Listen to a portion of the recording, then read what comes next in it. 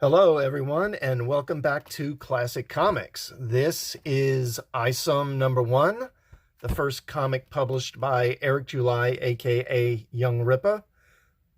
Now, to start off with, the cover's pretty good. Both sides, front and back, both pretty good covers.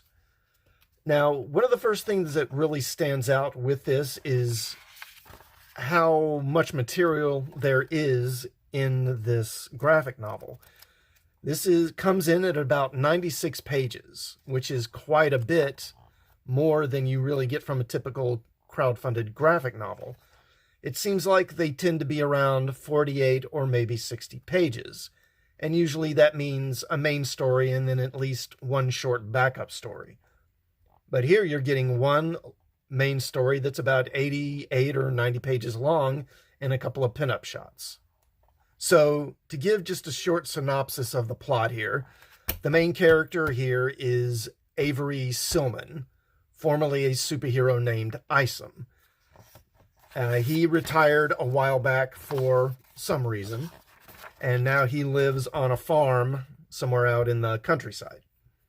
Now, he's contacted by his sister, who asks him to look for a family friend, a young woman named Jasmine who's gone missing. He's reluctant to, but he agrees when he's told that a guy he used to know years ago named Darren may be involved somehow.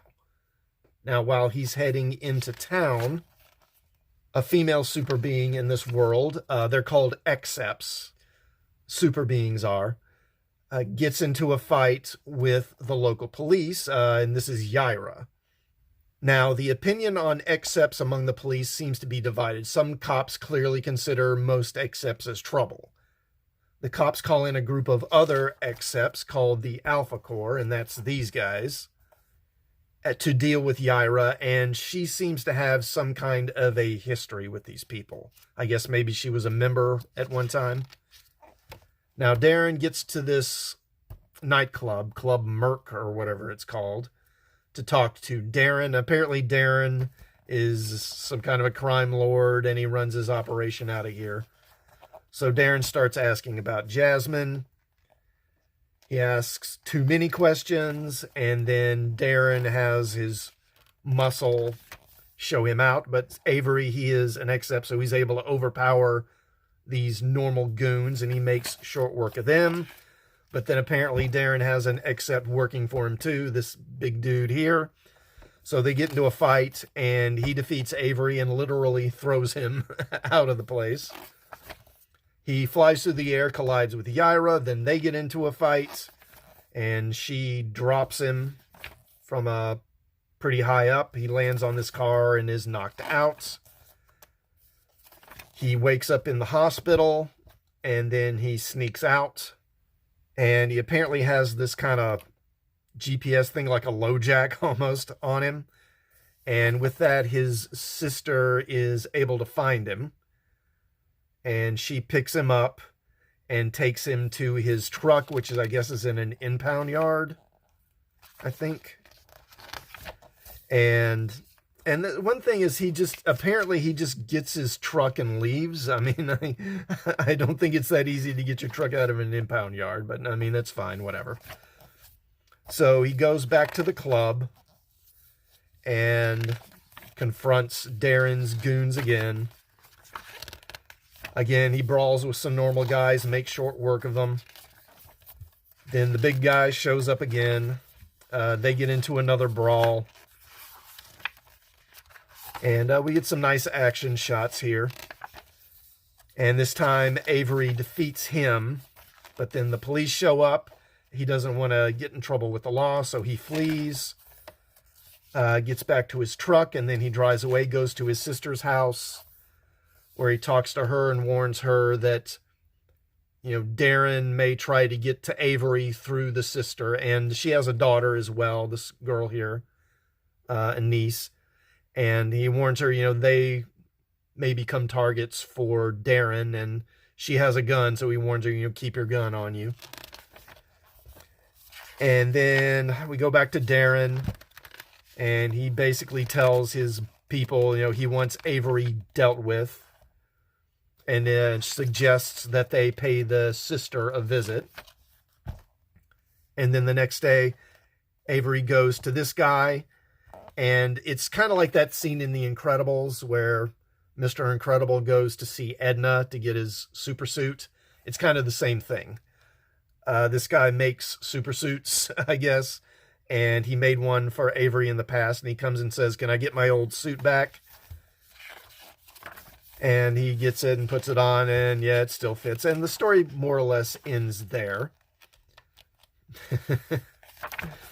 And then we get this kind of epilogue with this rock band playing. And then after they perform, we see them afterwards. And a couple of these guys, they talk about how they sense something that they haven't sensed in a long time or something like that, and talk about if they're going to need to get involved in like human affairs again or something like that. They talk almost as if they're aliens or something. And apparently this is kind of a setup for another book, I guess, called Norfrica. And aside from that, yeah, there's like a couple of... Oh, yeah, this is good. So we get this Rippaverse sort of list of ethics that Eric July has written. And we get respect the customer, canon and continuity, and a comprehensive timeline. I won't go ahead and read the whole thing. But, you know, I think from that, respect the customer, canon, and continuity, a comprehensive timeline, you can probably kind of intuit from that what they mean. And then we get this kind of pin-up of Yaira here. Obviously, this was to set her up for her own book. And that's kind of it. So what do I think of Isom? So this is a pretty solid graphic novel. The story is solid. The art is solid. It didn't blow me away, but it's really pretty good. One thing that I noticed is that even though it's pretty long for a graphic novel, the story didn't drag or become tedious. I did think there were a few points where the transitions from panel to panel, and the storytelling was a little wonky. But it's not something that drags the story down or becomes a problem. I also thought that the inclusion of Yaira in the story was a bit superfluous. She's obviously there, again, just to set up her own book, and doesn't really play that much of a role here. I was actually surprised at how small her part is, because she's actually been a pretty big part of the promotional art, the promotion of the book. She appears in a lot of the artwork. And there's been a good bit of fan art about her. In fact, I'd say there's been more fan art on her than there is on Isom himself. But her part here, again, is really, it's not significant. I mean, she doesn't play any real significant role in the plot. All she really does is get into this little fight with Avery and then drop him in on this car. But you could just as easily have cut her out completely and then had this guy, he throws Avery, and then he just lands on the car anyway. And you don't even need Yaira there. So, I mean, I was a little surprised by that. And another thing, I thought we would find out in this why he's called Isom, but we don't. There's not really any explanation of that. And it's not a big deal, but it was just like, I was like, well, okay, why is he called Isom? I wanted to know. Overall, Eric July does a pretty good job with his writing here. The character dialogue is good. They have conversations that make sense. The plot makes sense. It's pretty simple, straightforward stuff. But these days, that alone kind of makes it stand out from most comics today. He introduces us to Avery and gives us reasons to like him, but also withholds enough information that we want to know more about him. Avery is basically a good man, but he's a reluctant hero for some reason. And he also has a bit of an ego, and by his own admission, he makes some foolish decisions. So even though he's the main character here, Avery remains a bit of an unknown. We only know that he works on a farm, he has a sister and a niece, he used to be a superhero. We don't know how he got his powers, or why he retired from crime fighting, or why he started in the first place. Now, the art by Cliff Richards is also pretty solid. His figures are well proportioned. His action sequences they're okay. They're not great. but the storytelling from panel to panel gets the job done. One thing I noticed is his expressions on his characters' faces are actually pretty good, better than, I would say, some more well-known artists.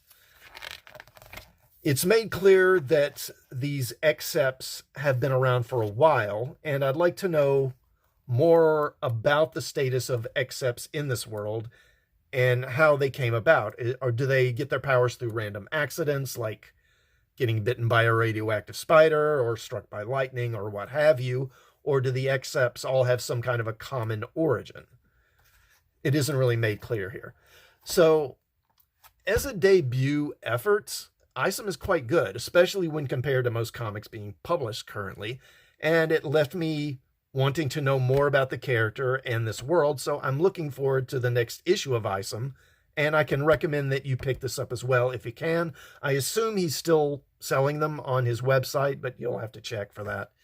Now, have you read Isom? Did you like it or not? How did you feel about this review? Let me know in the comments. Please like, share, and subscribe. And before you go, please hit the bell for notifications, and I will see you all next time. Thanks for watching.